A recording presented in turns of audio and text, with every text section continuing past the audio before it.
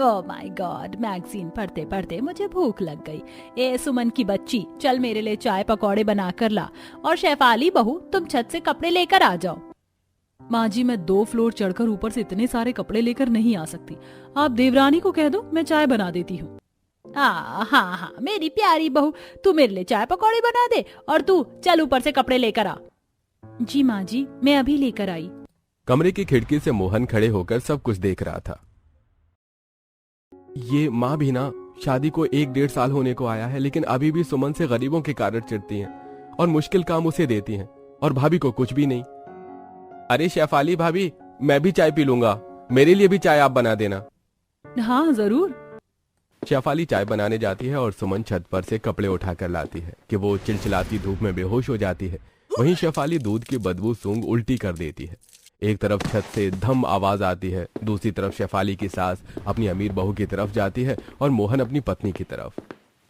शेफाली क्या हुआ तुम्हें? लगता है मुझे डॉक्टर को बुलाना पड़ेगा। मोहन डॉक्टर को बुलाता है तो सबसे पहले गायत्री सुमन का नहीं, शेफाली का चेकअप करने को कहती है। डॉक्टर बताइए ना, मेरी अमीर बहू ठीक तो है ना? पता नहीं उसे उल्टी कैसे हो गई। आप थोड़ा रुकिए। फिर डॉक्टर सुमन का चेकअप करता है। डॉक्टर, मुझे बहुत टेंशन हो रही है, आप कुछ तो बोलिए। कंग्रेचुलेशंस, आपके घर में 2 नन्हे मुन्ने बच्चे आने वाले हैं। आंटी जी, आपकी दोनों बहू प्रेग्नेंट है। क्या मेरी शेफाली प्रेग्नेंट है? अरे वाह वाह वाह। एक बहू के लिए खुशी? अरे वो मेरा मतलब, मैं दोनों बहू के लिए बहुत खुश हूँ। ये कहकर गायत्री दोनों बहू की नजर उतार लेती है, जिससे सुमन और मोहन को खुशी मिलती है। लेकिन डॉक्टर के जाने के बाद वो फिर से अमीर और गरीब बहू के बीच भेदभाव करने लगती है। दरअसल शादी के दौरान सुमन कोई भी दहेज लेकर नहीं आई थी, जबकि अमीर बहू अनेक दहेज लेकर आई थी, जिसमें गायत्री को बहुत कुछ उपहार मिला था। इसीलिए वो अपनी छोटी बहू को आलीशान ससुराल का सबसे छोटा कमरा दे देती है और आलीशान ससुराल का बड़ा कमरा अमीर बहू को दे देती है। दिन गुजरते हैं, वो अपनी अमीर बहू का बहुत खास ख्याल रखती है। उसे जमीन पर नंगे पांव भी नहीं खड़ी होने देती थी। उससे पहले उसके पांव में चप्पल पहुंचा देती थी और केसर का दूध देकर कहती है एक दिन, हाय मेरी प्यारी सी बहू को किसी की नजर ना लगे, ये तो इस आलीशान ससुराल के पहले बच्चे को जन्म देने वाली है, और तेरा बच्चा भी पहले है। तू देख मैं तेरा कितना ख्याल रखूंगी। अच्छा ये दूध पी ले, केसर वाला। माँ जी, मैं ये नहीं पी सकती, मुझे स्मेल आती है, आप थोड़ा चॉकलेट डाल देती। अरे हाँ, तू चिंता मत कर, अभी चॉकलेट डलवा देती हूँ। ओ सुमन, ऊँटनी की यहाँ, और बहू के लिए रसोई में से चॉकलेट पाउडर लेकर आ। आई माँ जी। सुमन भी शेफाली की तरह 5 महीने की गर्भवती थी। गायत्री सुमन से घर का सारा काम करवाती है और अपनी अमीर बहू को बिठा कर रखती है। सुमन रसोई से चॉकलेट का डिब्बा लाकर शेफाली को देती है। लीजिए माँ जी। कमबख्त, मुझे क्या दे रही, अपनी जेठानी के ग्लास में थोड़ा सा चॉकलेट पाउडर डाल दे, समझी? जी माँ जी। सुमन जेठानी के गिलास में चॉकलेट पाउडर डालती है। इतने में शेफाली के कमरे में शेफाली नौकर से अपने बच्चों के लिए गुड्डा खिलौना अपने बड़े कमरे में सजवा रही थी। माँ जी, आलीशान ससुराल में मेरा पहला बच्चा आने वाला है, आपका पोता, उसके लिए ये बड़ा कमरा अच्छा सजाना पड़ेगा ना? हाँ बहू बिल्कुल, मैं तो तेरे पहले बच्चे के लिए ढेर सारे कपड़े की शॉपिंग भी करूंगी कुछ दिनों में, और फिर गोद भराई भी तो है। हाँ माँ जी, मैं तो भूल ही गई, जब गोद भराई होगी ना तब मैं बहुत अच्छे अच्छे साड़ी लहंगे पहनूंगी। गरीब देवरानी की तो ये भी औकात नहीं, और इसका कमरा भी तो छोटा सा है। इसलिए माँ जी मैं सोच रही थी, इस आलीशान घर में और भी तो बड़े कमरे हैं, आप मुझे वहाँ शिफ्ट कर दीजिए। छोटे कमरे में अब बच्चे के साथ रहेंगे तो सामान भी नहीं आ पाएगा। तो मैं क्या करूँ, जिस वजह से तू उस छोटे कमरे में है ना, तो वहीं पड़ी रहेगी, समझी? भले ही तेरा ससुराल आलीशान क्यों ना हो। माँ जी, मेरा भी तो पहला बच्चा है, अब थोड़ा तो उसके बारे में सोचिए। अब तेरी ये औकात हो गई है कि तू मुझे समझाएगी? जा जाकर मेरी बहू के लिए बादाम का हलवा बना, शाम का खाना भी तैयार कर, वो लोग आते ही होंगे। गायत्री की बात सुनकर सुमन बादाम का हलवा बनाती है, साथ ही शाम के खाने की तैयारी भी करती है। सबको खाना देने के बाद जब उसका खाने का नंबर आता है तब गायत्री फिर उठा देती है। अरे मरजानी, यहाँ तू चरने बैठी है, वहाँ मेरी बहू का कुछ चटपटा खाने का मन कर रहा है तो उसके लिए टिक्की बना दे। माँ जी, मैं बहुत देर से भूखी हूँ, मेरे बच्चे को भी पोषण तत्वों की जरूरत है, मैं थोड़ी देर में बनाती हूँ ना। अच्छा, सारा पोषण तत्व तेरे बच्चे को ही तो चाहिए? मेरी बहू का भी पहला बच्चा है, जाकर उसकी सेवादारी कर, फिर कुछ खाना। मुझे सब अच्छे से पता है, खाना बनाते बनाते तू आधा खाना खा जाती है। यह सुन सुमन की आंखों में आंसू आ जाते हैं। वो जेठानी के लिए गर्मा गर्म टिक्की बनाकर उसे 2-4 खिला देती है और जब लास्ट में जब खुद खाने जाती है तो सास हाथ से टिक्की छीन लेती है। ओ, तेरी इतनी हिम्मत कैसे हुई ये टिक्की खाने की? ये मैंने अपनी अमीर बहू के लिए बनवाया था, तेरे लिए नहीं। तू रात की बची हुई रोटी सब्जी खा ले। सुमन रोते रोते रात का बासी खाना खा रही होती है। गरीब होना इतना दुख दर्द देता है। एक तो वैसे ही छोटे से कमरे में हम रह नहीं पाते, हम सोच रहे हैं बच्चे का सामान एडजस्ट करें। ऊपर से माँ जी मेरे पहले बच्चे के लिए खुशी नहीं है, बस उन्हें अपनी अमीर बहू का पहला बच्चा प्यारा है, मेरा नहीं। मुझे अच्छा अच्छा खाने को भी नहीं दे रही। जेठानी जी घर में बैठी रहती है और उन्हें बैठे बैठे सब कुछ मिल जाता है। मुझे कुछ नहीं, बस भगवान जी आप मेरे बच्चे को स्वस्थ रखना। कुछ ही समय में दोनों बहू को 7वां महीना लग जाता है। जहां शेफाली को जरा सा भी पेट में दर्द होता था तो गायत्री उसे फौरन अस्पताल ले जाती थी, लेकिन सुमन के कहने पर भी वो उसे हॉस्पिटल नहीं ले जाती थी। देखते ही देखते गोद भराई का समय आ गया, जहां गायत्री अपनी अमीर बहू को महंगी महंगी शॉपिंग करवाकर उसे बहुत सारे गहने देकर तैयार कर देती है। वहीं गरीब बहू को आर्टिफिशियल ज्वेलरी देकर गोद भराई में बिठा देती है। नाच गाना होता है, अमीर बहू को अच्छा शगुन दिया जाता है और गरीब बहू को नाम का इतने में दोनों की माँ आ जाती है। तू दोनों बहू को किसी की नजर ना लगे। खाली बिटिया तुम भी बेटी की तरह हो, और मैं तुम दोनों के लिए ड्राई फ्रूट्स वाले लड्डू लेकर आई हूँ, शुद्ध देसी घी में बने हुए। ये ले सुमन, ये लो शेफाली। थैंक्स, मुझे आपकी गरीब वाले सस्ते लड्डू की कोई जरूरत नहीं है। मेरी माँ और सास ने मुझे अच्छा अच्छा महंगा ड्राई फ्रूट्स ला कर दिया है। अच्छा कोई बात नहीं सुमन बिटिया, मैं तेरे पहले बच्चे के लिए पालना भी लेकर आई हूँ। शुक्रिया माँ, ये पालना मुझे बहुत पसंद आया। पालना पालना नहीं, इसे लकड़ी का पालना कहते हैं। ये देखिए मैं अपनी बेटी के लिए पहले बच्चे के लिए क्या लेकर आई हूँ। सोने का पालना, चांदी का झुंझुना और अनेक महंगे तोहफे खिलौने। वाह, मीनाक्षी जी से बोलते गोद भराई का तोहफा, पर ये गरीब लोग क्या जाने। तू घड़ी क्या है, जा जाकर मेहमानों को अब नाश्ता पानी दे। जी माँ जी। अरे शेफाली बेटी, जा अपनी देवरानी की मदद कर दे। वैसे एक बात तो है, ऐसे समय में काम करते रहना भी ठीक रहता है, बच्चे तंदुरुस्त रहते हैं। शराब आंटी, ये गरीबों वाले काम मैं नहीं करती। आपकी बेटी और आप गरीब हैं तो इस आलीशान ससुराल में आप भी लोग घिसो, मैं नहीं। चल लिया ना कौशल्या जी, मेरी अमीर बहू ने क्या कहा, जाइए मुफ्त का खाना खा लीजिए। सुमन देखती है कि कैसे सास ने उसकी माँ की बेइज्जती की। कौशल्या भी ससुराल वालों के सामने चुप रह जाती है और सुमन 8वें महीने में भी सबको चाय पानी परोसती है। दिन बीतते हैं लेकिन गायत्री का दोनों बहू में भेदभाव करना खत्म नहीं होता और एक दिन दोनों बहू को लेबर पेन शुरू हो जाता है। जैसे ही दोनों को अस्पताल में एडमिट होता है तो सुमन की नॉर्मल डिलीवरी हो जाती है। बच्चे की आवाज सुन गायत्री बच्चों के पास नहीं जाती तो मोहन उसे गोद में उठाता है। माँ जी देखिए ना, हमारा बेटा, इस घर का पहला बच्चा, ये पहला बच्चा हमारा है। माँ तो आई नहीं, ये सौभाग्य आप ही ले लीजिए। हाँ दामाद जी। वहीं गायत्री डॉक्टर से, अरे आपको अपनी बहू की चीखने चिल्लाने की आवाज नहीं आ रही क्या? डिलीवरी में कॉम्प्लिकेशंस हैं, सर्जरी करनी होगी, इसलिए आप जल्दी से काउंटर पर पैसे जमा करवा दीजिए, वरना डिलीवरी स्टार्ट नहीं हो पाएगी। क्या डॉक्टर, मैं अभी पैसे जमा करवाती हूँ।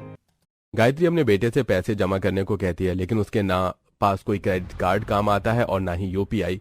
कैश भी ना होने पर दोनों परेशान हो जाते हैं। फिर मोहन काउंटर पर पैसे जमा कराता है, जिसके बाद बड़ी मुश्किल से शेफाली के बच्चे की डिलीवरी होती है और बच्चा शीशे में रखा जाता है। डॉक्टर, मेरी पहली बहू का बच्चा ठीक तो है ना? इतनी कॉम्प्लिकेशंस कैसे हो गई? देखिए, आमतौर पर यही कॉम्प्लिकेशन होती हैं, या तो अपने खान पान अच्छे से न दिया हो या एक्सरसाइज न करवाई हो। पर आपके केस में लगा है न तो आपने अच्छा खाना दिया अपनी बहू को और न ही एक्सरसाइज करवाई। अगर वो घर का काम भी करती तो आज उनके बच्चे की ये कंडीशन नहीं होती। आपकी छोटी बहू की तो नॉर्मल डिलीवरी भी हुई है। इससे पता चलता है कि आपने उनसे कितना काम करवाया होगा। बहुत स्ट्रांग है वो। देखा बहन जी, मैंने आपको कहा था ना, पर आपने मेरी बात नहीं सुनी। मेरी बेटी के साथ जो अलग बर्ताव करती है ना, भगवान भी सब देख रहा है। हो सकता है उसी का फल है जो आपकी बड़ी बहू को मिला। माँ प्लीज ऐसा मत बोलिए। नहीं सुमन, तुम और एडजस्ट नहीं करोगी ना, वो अपने पोते से मिलने की उम्मीद छोड़ दें। अब तो मुझे भी यही लगता है देवर जी। आप सही कह रही कौशल्या जी, मुझसे गलती हो गई, मुझे माफ कर दीजिए। अब मैं दोनों बच्चों में कभी फर्क नहीं करूंगी। सुमन, अब से तुम भी अपने पहले बच्चे के साथ एक बड़े कमरे में रहोगी और मैं उसे बहुत प्यार करूंगी। मुझे सुधरने का मौका तो दोगी ना? माँ जी, ये भी कोई कहने की बात है? इस तरह गायत्री को अपनी गलती का एहसास होता है और वो अपनी दोनों बहू के पहले बच्चे के साथ आलीशान ससुराल में खुशी खुशी रहने लगती है। हद हो गई है इस घर में, तो 100 काम करके परेशान हो गई हूँ। ये लोग समझते क्या है मुझे, गरीब घर से आई हूँ तो नौकर की तरह ट्रीट करेंगे। नई बहू होकर मैंने शुरू में कुछ नहीं बोला, लेकिन अब तो हद ही हो गई है। सर्दी में कौन इतने ठंडे पानी में 100 काम करता है। खुद से खड़ी खड़ी बातें क्या कर रही हो अंजलि, घर में और भी काम है। तुम्हें अभी मेरे और सुनीता के कमरे की डस्टिंग करनी है। हाँ, इसके बाद गंदे कपड़े धोने और गुजिया भी बनानी है। माँ जी का गुजिया खाने का मन है। लेकिन गुजिया तो होली पर बनती है। क्यों, किसी किताब में लिखा है कि होली पर ही गुजिया बनेगी? इंसान अपने मन मुताबिक गुजिया नहीं खा सकता क्या? जितना काम बोला है उतना करो। 100 काम का बोझ डालकर सुनीता और करुणा वहां से चली जाती हैं। ये देखकर आप समझ ही सकते हैं कि दोनों जेठानी किस तरह से देवरानी के साथ पेश आती हैं। मिली है सक्सेना परिवार की 3 बहू से, जहां 2 बहू 2 बड़े अमीर परिवार से आई होती हैं। लेकिन अंजलि एक गरीब घर से शादी कर अमीर ससुराल में आती है। शादी के अगले दिन अंजलि पहली रसोई करने की तैयारी कर रही होती है। वहीं सास जेठानी से कहती है, अरे तुम दोनों बहू यहाँ क्या कर रही हो? जाओ, शादी के बहुत सारे गंदे कपड़े जमा हो गए, उन्हें धो लो, वरना और कपड़ों का ढेर लग जाएगा। माँ जी, अब हमें काम करने की जरूरत क्या है? वो गरीब बहू आई है ना, घर में वही घर के 100 काम करेगी, हमसे नहीं होगा। हाँ माँ जी, मैं भी अब से कोई काम नहीं करने वाली, वैसे भी सर्दी है, अब वो आ गई है ना, वही करेगी। ठीक है, तुम्हें नहीं करना तो उससे करवाओ, मुझे काम से मतलब है। मुझे घर का पूरा काम चाहिए, ये तो तुम अच्छे से जानती हो, मुझे काम से मतलब है। जी माँ जी। फिर दोनों बहू रसोई में जाकर उसकी गैस बंद करवा देती हैं। तभी देवरानी कहती है, जेठानी जी, आप दोनों ये क्या कर रही हैं? मुझे पहले रसोई का खाना तैयार करना है, सब खाने का इंतजार कर रहे हैं, मेरे पास सिर्फ आधा घंटा बचा है। सब लेट खाना खा लेंगे, पहले तुम कपड़े धो लो। माँ जी का ऑर्डर है कि सबसे पहले कपड़े धुलेंगे, फिर कोई काम होगा। हाँ, क्योंकि गंदे कपड़े शनिचर की तरह घर में पड़े रहे तो ठीक नहीं रहता। जेठानी जी, मैं पहले खाना बना लेती हूँ, उसके बाद अच्छे से सारे कपड़े धोकर सुखा दूंगी। वैसे भी ठंड में कपड़े एकदम से नहीं सूखेंगे। तुमसे जितना बोला है ना उतना करो, पहले जाकर कपड़े धो लो। हमारी भूख को चुनौती मत दो, वरना माँ जी गुस्सा करेंगी। ठीक है जेठानी जी। ये सुन अंजलि वॉशिंग मशीन में सर्फ एक्सेल डालकर कपड़े चलाने के लिए छोड़ देती है। दोनों जेठानी रसोई के आसपास भी नहीं होती तो वह अपने हाथ साफ करके वापस खाना बनाने लगती है। एक तरफ सब्जी तैयार हो जाती है, पूरी निकाल देती है, हलवा भी बन जाता है, दूसरी तरफ कपड़े भी धोने लगती है, साथ के साथ सुखा भी देती है। तभी डाइनिंग टेबल पर बैठ गायत्री और चंदा कहते हैं, अरे मुझे कॉलेज जाना है, 9 बज रहे हैं, भूख लग रही है, खाना मिलेगा या नहीं मिलेगा? आज तो नई भाभी की पहली रसोई थी ना, आज ही उन्होंने लेट कर दिया। अंजलि बहू, अरे तेरी पहली रसोई का खाना आज बनेगा या नहीं? तभी बहू एक ट्रे में सारा खाना रख कर लाती है और डाइनिंग टेबल पर लगा देती है। ये देख दोनों जेठानी चौंक जाती हैं। माँ जी, खाना तैयार है, मैं बस ला ही रही थी, अब झट से आप सबको खाना परोस देती हूँ। तुमसे बोला था ना कपड़े धो लो पहले, फिर भी तुमने हमारी बात नहीं मानी और सबसे पहले खाना बना लिया। नहीं नहीं दीदी, आप दोनों ने जैसा बोला था मैंने वैसा ही किया है। मैंने तो सारे कपड़े धोकर सुखा दिए और खाना भी तैयार कर दिया। ओहो, तो इस गरीब बहू में काम करने की बहुत ज्यादा फुर्ती है। अच्छा है, अब से घर के सारे काम तुम ही संभालना। अंजलि, मुझे गाजर का हलवा देना, बहुत अच्छी खुशबू आ रही है और मेरा फेवरेट भी है। सर्दियों में सबसे ज्यादा मैं यही खाता था, माँ से बनवा कर। हाँ हाँ, लीजिए ना आप। बहुत बढ़िया बहू, मुझे कम टाइम में काम करने वाले लोग बेहद पसंद है। और ये दोनों महारानी तो कपड़े धोने में पूरे 5 घंटे बर्बाद करती थी, तब भी वॉशिंग मशीन से नहीं धो पाती थी। वहीं खाना खाकर सब अंजलि की तारीफ करते हैं। अगले दिन दोनों जेठानी ठंड में झाड़ू पोछे का काम उसके हाथ में थमा देती है। दीदी ये क्या है? मैं अभी नहाने जा रही हूँ, ब्रश करना है। वो सब बाद में करना, अब पूरे घर की सफाई करो। नीचे चौखट से लेकर तुम्हें छत साफ करनी है, उसके बाद खाना बनाना है और खाना बनाकर मेरी कुछ ब्लाउज की स्टिचिंग उधड़ गई है, तुम उसे भी ठीक करना है, समझी? इसके बाद मेरे कपड़ों पर तुम्हें प्रेस करना है, अपने जेठ जी के शू को पॉलिश कर देना। क्या है ना, हम दोनों काफी टाइम से स्पा नहीं गए, तो मैनिक्योर, पेडिक्योर, एक्सटेंशन, हमें सब कुछ करवाना है, तो कुछ समय तक तो तुम ही को काम संभालना पड़ेगा। दीदी सारे काम मतलब 100 तरीके के काम में अकेले कैसे करूंगी? मेरे बस की नहीं है। अब सिलाई का काम बाहर से करवा लीजिए और माँ जी से एक नौकर की कह दीजिए।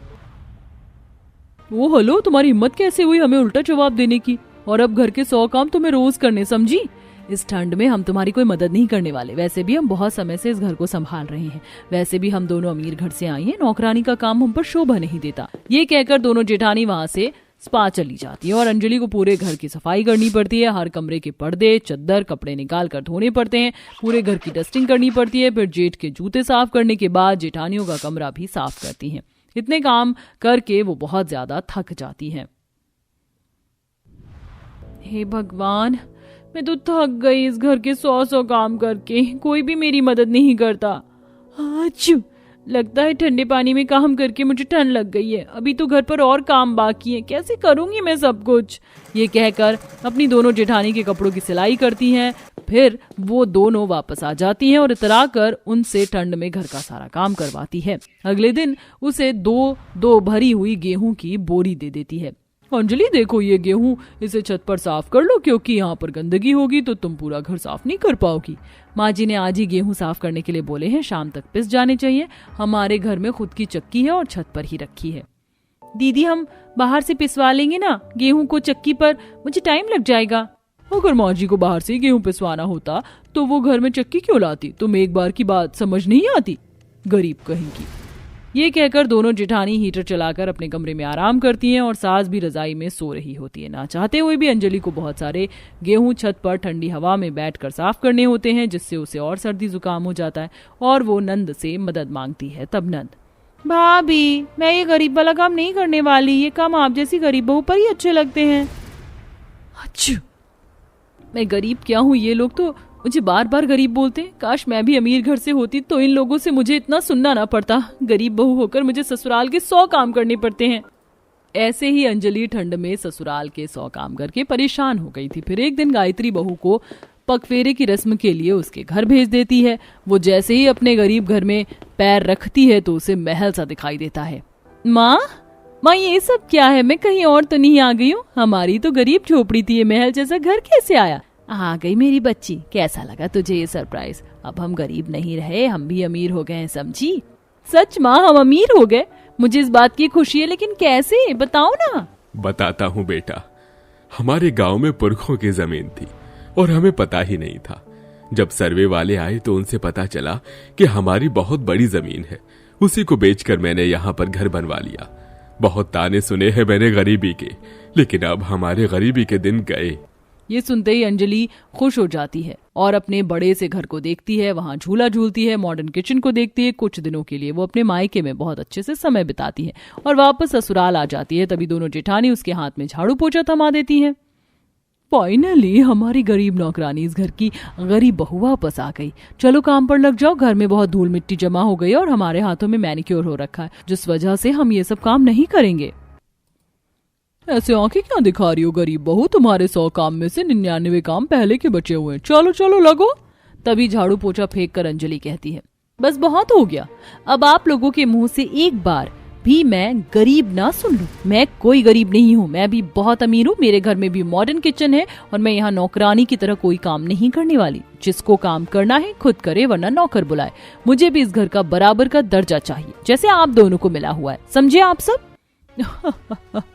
भांग का नशा करके आई हो क्या तुम? जैसे गरीब झोपड़ी वाले के पास बड़ा सा घर कहाँ से आएगा, मॉडर्न किचन कहाँ से आएगी? चलिए मैं दिखा देती हूँ, लेकिन इसके बाद इस घर में मैं नौकरानी का काम तो करूंगी नहीं, क्योंकि ठंड में मुझे भी तकलीफ होती है। मैं खांसी जुकाम के बीच रहकर 100 काम नहीं कर सकती। तभी अंजलि वीडियो कॉल पर अपने आलीशान बंगले को दिखाती है। ये देख ससुराल वालों की आंखें फटी की फटी रह जाती हैं। दोनों जेठानी को अपनी गलती का एहसास होता है तो दोनों देवरानी से वो माफी मांग उसे रोकती हैं। उसके बाद से तीनों बहू को बराबर घर का दर्जा मिलता है और वह बराबर काम करके खुशी खुशी रहने लगती हैं।